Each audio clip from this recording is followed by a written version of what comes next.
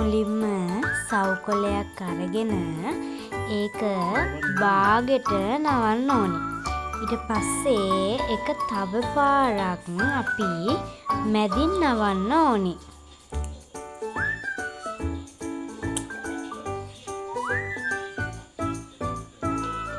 ඊට පස්සේ හරියටම දෙකට මැදි වෙන විදිහට අන්තිම කොටස නවලා ඉතුරු කොටස අනිත් පැත්තට නවන්න ඕනි. හරියට මෙන්න මේ වගේ.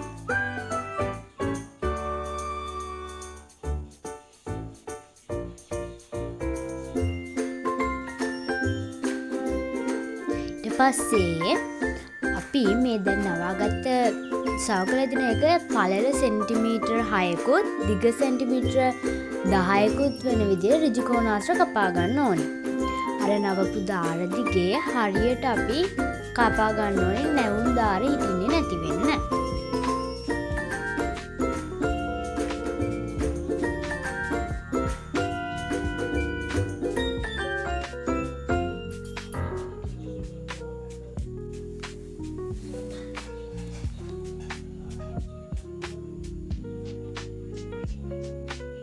ඊට පස්සේ අපි අර කපාගත්ත කොලයක් අරගෙන මේ විදියට උඩ ටික රැලි කරලා ඒක රෝල් කරගන්න ඕනි.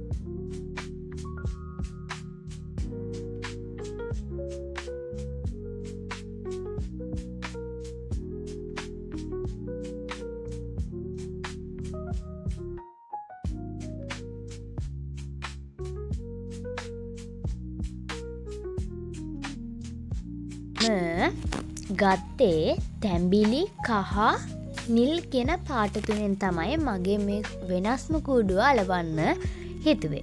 මම මේ පාට තුන තමයි ගත්තේ.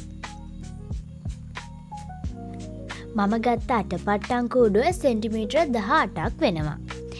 ඉතින් මේකේ අපි මුලින්ම ගම් ගාලා ඊට පස්සේ අපි අර හදාගත්ත කොළ එකින් එක තියන්න. මතක තියාගන්න අලවද්දී එක කොලයක් තියලා ඒකේ ටික කොටසක් වැහෙන්න තමයි අපි අනිත් කොලේ අලවන්නේ. ඒ කියන්නේ ඒක උඩින් පුංචි කොටසක් වැහෙන්න තමයි අපි මේක අලවන්නේ.